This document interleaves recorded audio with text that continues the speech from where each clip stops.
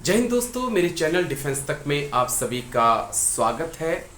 जब प्रधानमंत्री मोदी फ्रांस के दौरे पर गए थे तो आपको याद होगा किस प्रकार से गोदी मीडिया राफेल एम और समरीन डील को लेकर हल्ला कर रहा था। लेकिन अब सच्चाई सामने आ चुकी है कि ऐसी कोई डील दोनों देशों के बीच में नहीं हुई है।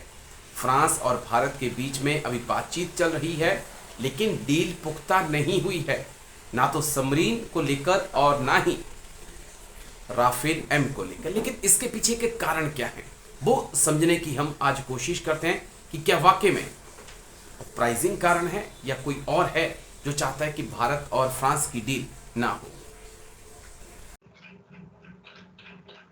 जय हिंद सर, जय हिंद, बहुत बहुत शुक्रिया समय देने के लिए सर। जय हिंद राजेश जी, ये मेरा सौभाग्य कि मैं आपके चैनल पर हूं। Thank you sir.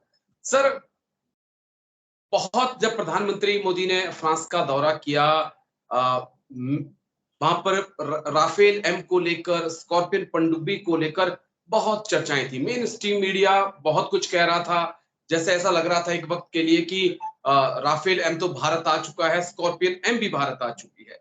लेकिन अब जो जानकारियां निकल के सामने आ रही है, कहा जा रहा है कि डील अभी तक पक्की नहीं हुई है, ना तो राफेल एम को लेकर, ना ही स्कॉर्पियन पनडुब्बी को लेकर। क्या हकीकत क्या है सर, मैं वो समझना चाहूंगा।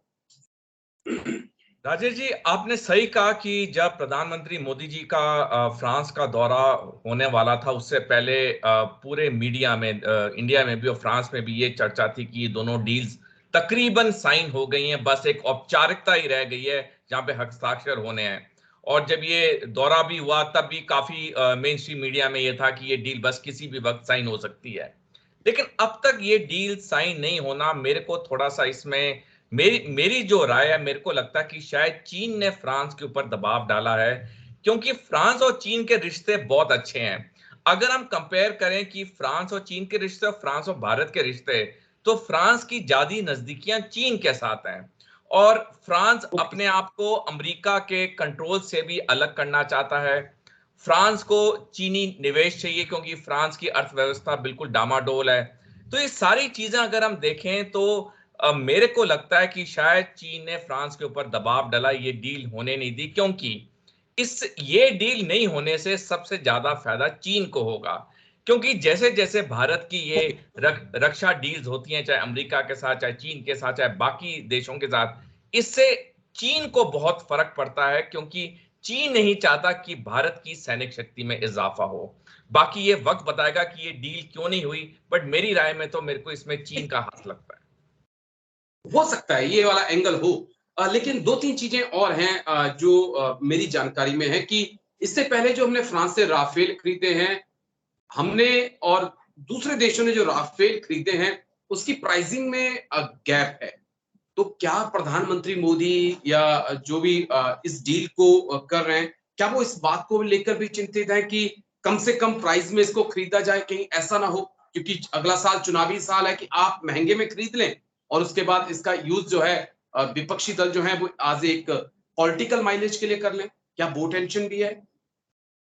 राजीव जी, जब भी कोई डिफेंस डील होती है वो बहुत लेयर्स में से गुजरती है, उसमें कई civil officers, defence officers involve होते हैं, वहां पे हर पाई पाई का हिसाब किया जाता है। और कई लेयर्स पे ये नोटिंग शीट मूव करती है, तब जाके डिफेंस एक्विजिशन काउंसिल उसकी मंजूरी देता है। तो ये सारी जो प्रक्रिया होती है, ये एक आदमी या एक अफसर के हाथ में नहीं होती है। गलती एक से हो सकती है, दो से हो सकती है, लेकिन इतने जब हाथों में से ये फाइलें निकलती हैं, सारों से गलती होना ये असंभव है। क्योंकि मैंने खुद सेना में नौकरी की हुई है और हमने देखा है कि वहां पे चीजें जैसे मूव करती हैं वो बहुत एक फेयर और ट्रांसपेरेंट मैनर में मूव करती हैं। लेकिन आपकी बात में दम भी लगता है, क्योंकि देखिए अभी एक साल रह गए हैं जनरल इलेक्शंस के लिए, अगले साल। तो जो विपक्ष पार्टियां होती हैं वो हमेशा कोई ना कोई मौके की तलाश होती है जिससे वो डाल सकें और रूलिंग पार्टी के ऊपर कोई आरोप लगा सके।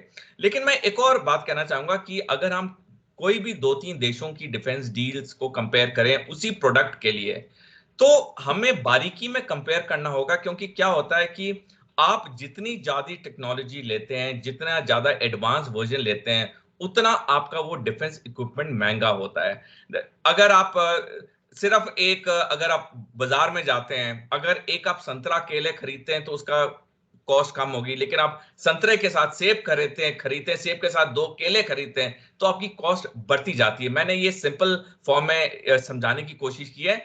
और इसी को अगर हम हायर लेवल पे लें, तो अगर हम एक लड़ाकू विमान की बात भी करें, राफेल एम की बात भी करें, उसमें भी बहुत टेक्नोलॉजिकल एडवांसमेंट्स होती हैं। तो अगर कोई देश के पास फाइनेंसिस की कमी है तो कहेगा अच्छा ये 3-4 चीजें आप निकाल दीजिए, मेरे को आप बेसिक राफेल एम दे दो।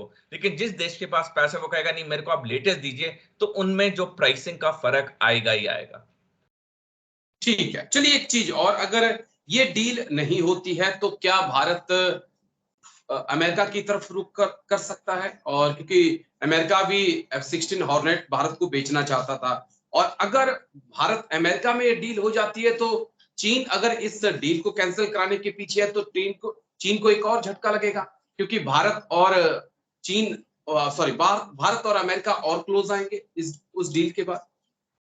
बिल्कुल, इसमें कोई शक नहीं है। देखिए, चीन, चाहे फ्रांस हो, जर्मनी हो या अन्य पश्चिमी यूरोप देश हो, जो कि आस्ता आस्ता अपना झुकाव चीन की तरफ कर रहे हैं, उनके ऊपर तो वो दबाव डाल सकता है, लेकिन अमेरिका के ऊपर वो बिल्कुल दबाव नहीं डाल सकता। और यही डर चीन को है कि जैसे जैसे अमेरिका और भारत की दोस्ती गहरी हो रही है, उतने उसके मंसूबों पे पानी फिरने वाला है। मैं आपके दर्शकों का ध्यान लेके जाना चाहूंगा। 8 जुलाई 2013 को विन वीपू, जो कि चीनी सरकार है, अखबार है और हांगकांग से प्रकाशित होता है, उसमें एक लेख छपा था जिसका शीर्षक था 6 जंग जो चीन लड़ेगा अगले 50 साल में। और ये 6 की 6 जंग एशिया और हिंद प्रशांत इलाके में, जिससे डायरेक्टली या इनडायरेक्टली अमेरिका अफेक्ट हो रहा है। क्योंकि अगर चीन ने हिंद प्रशांत इलाके में अपना नियंत्रण कर लिया तो अमेरिका के लिए बहुत मुसीबतें खड़ी हो जाएंगी, सुरक्षा के नजरिए से और व्यापार के नजरिए से। तो अमेरिका तो हर मुमकिन कोशिश कर रहा है और करेगा भी कि भारत को वो टेक्नोलॉजी दे, वो डिफेंस सिस्टम दे जो भारत को जरूरी है। लेकिन चीन दूसरे हाथ पे नाखुश होगा जितनी नजदीकियां अमेरिका और भारत की बढ़ेंगी। जी, एक आखिरी सवाल इसी से जुड़ा हुआ कि कहा जा रहा था कि भारत और फ्रांस एक साथ आकर चीन का मुकाबला इंडो पैसिफिक में कर सकते हैं। क्या उस मुहिम पर भी चोट लगती है अगर ये डील कैंसिल हो जाती है? क्योंकि मैक्रों का शी जिनपिंग के प्रति प्यार हम देख चुके हैं।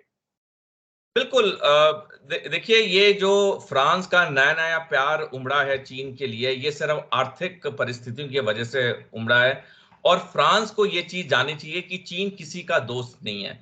चीन जिसकी मदद करता है अपने स्वार्थ के लिए करता है, उसके पास पैसा है, उसके पास ताकत है। तो ये स्वाभाविक है कि देश उसकी तरफ आकर्षित होंगे। लेकिन किसी देश के लिए अपना राष्ट्र हित और राष्ट्र सुरक्षा सबसे ऊपर रखनी चाहिए।